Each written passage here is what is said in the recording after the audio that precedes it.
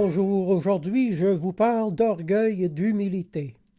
Le Père Gabriel de Sainte-Marie, dans son livre Intimité divine, a écrit « Toute la vie de l'homme est un chemin de retour vers Dieu. L'homme vient de Dieu et doit retourner à lui. Plus ce retour sera total jusqu'à parvenir à l'union intime avec lui, mieux il aura atteint la fin pour laquelle il a été créé. Saint Thomas enseigne qu'un être est parfait quand il a atteint sa fin. La perfection de l'homme consiste donc à rejoindre Dieu et s'unir à celui qui est sa fin ultime. L'homme trouvera alors tout ce qu'il peut désirer, la paix, l'apaisement de sa faim et de sa soif d'amour, ainsi que sa félicité éternelle. Le seul obstacle à cet heureux déroulement, c'est l'orgueil. Le dictionnaire définit l'orgueilleux de la façon suivante. Se dit d'une personne qui est inspirée par l'orgueil. Synonyme: arrogant, dédaigneux, important, hautain, infatué, méprisant, présomptueux, prétentieux, vaniteux, fier, insolent, fanfaron, supérieur, impertinent et blessant.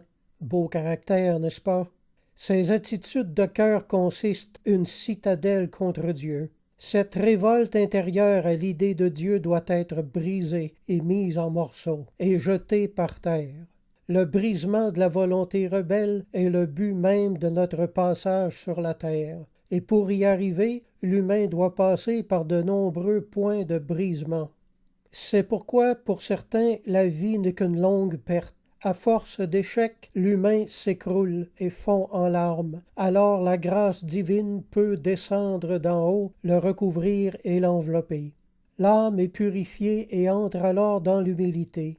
Elle est prête maintenant à accepter son Sauveur.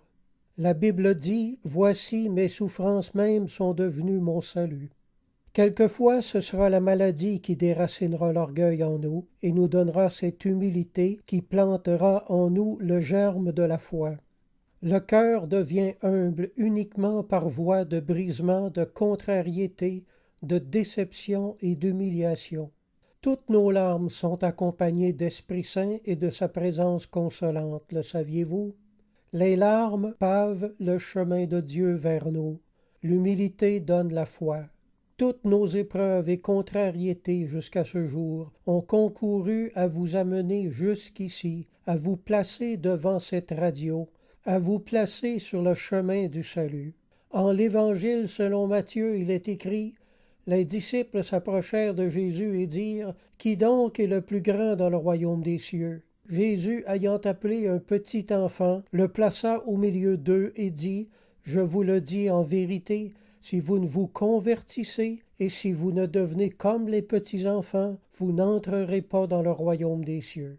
C'est pourquoi quiconque se rendra humble comme ce petit enfant sera le plus grand dans le royaume des cieux. » Le père Jean-Nicolas Groulx a écrit « Un chrétien est une personne dont le Christ a épousé l'âme. » Saint Gabriel d'Adolorata a dit « Plus une âme s'approche de Dieu, plus elle s'approche de la source du vrai bonheur et plus elle goûte la joie véritable. » Si vous avez été touché par ce message et que vous voulez ce que nous avons, je vous invite à fermer les yeux et à prier avec moi.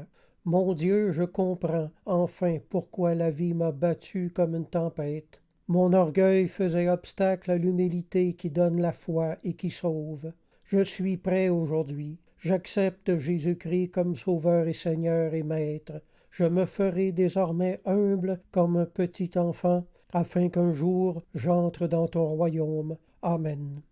À ceux qui voudraient se procurer mon livre, comprendre la souffrance et découvrir le sens de la vie, veuillez vous rendre sur mon site cequelabible-enseigne.net et vous pourrez vous le procurer. Ce livre explique en détail la démarche de Dieu et notre but sur la terre.